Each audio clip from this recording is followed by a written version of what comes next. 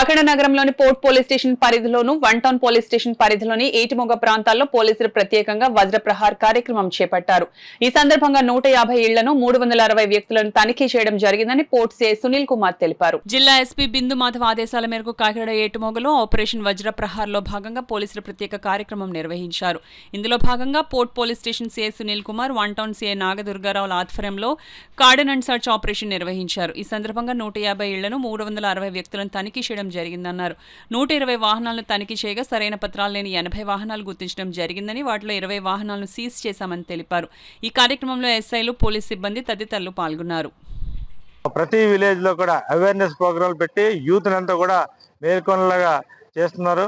అదేవిధంగా మన జిల్లా స్థాయిలో కూడా ఎస్పీ గారి ఆధ్వర్యంలో ప్రత్యేకమైన టీమ్స్ కూడా రన్ అవుతున్నాయి. ఈ టీమ్స్ కూడా డే అండ్ నైట్ కూడా కొన్ని ప్రాంతాలు ఏవైతే ఈ మత్తు పదార్థాలు కాల్చడానికి కానీ సరఫరా చేయడానికి, ట్రాన్స్పోర్ట్ చేయడానికి కూడా అవకాశాలు ఉన్నాయి. అటువంటి ఐసోలేట్ ఏరియాలను కూడా గుర్తించి కొన్ని ప్రాంతాలని ఆ ఏరియాలో ముమ్మరంగా దాడి చేయడం జరుగుతుంది.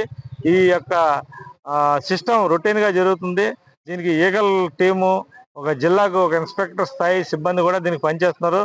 దయచేసి యూత్ అటువంటి వీటిల్లో ఇరుక్కోకుండా అందరూ కూడా జాగ్రత్తగా ఉండాలని, ఇది ఒక్కసారి NDPS ఈ మారక ద్రవ్యాల కేసుల్లో పడితే జీవితాలు నాశనం అయిపోతుంది.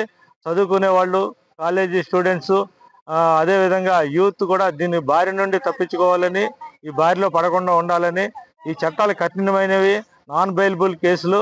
ఒక్కసారి జైలుకి పోతే మళ్ళీ వాళ్ళ జీవితం స్మాష్ అయిపోద్ది, చదువులో ఇబ్బంది పడతారు, జీవితంలో పైకి రాకుండా పోతారు. కాబట్టి అందరూ కూడా ఇది గ్రహించి, తల్లిదండ్రులు కూడా మీ యొక్క పిల్లల్లో వస్తున్న మార్పుల్ని వాళ్ళు నిత్యం చేసే వాళ్ళ యొక్క యాటిట్యూడ్ని కూడా ఎప్పటికప్పుడు గ్రహించి దగ్గరలో ఉన్న పోలీస్ స్టేషన్ కానీ లేకపోతే కౌన్సిలింగ్ సెంటర్ కానీ తెలియజేస్తే వాళ్ళలో మార్పు తేగలమని రాష్ట్ర ప్రభుత్వం చేస్తున్న ఈ కృషిని అందరూ కూడా గ్రహించి డిపార్ట్మెంట్కి సహకరించవలసిందిగా కోరుచున్నాను.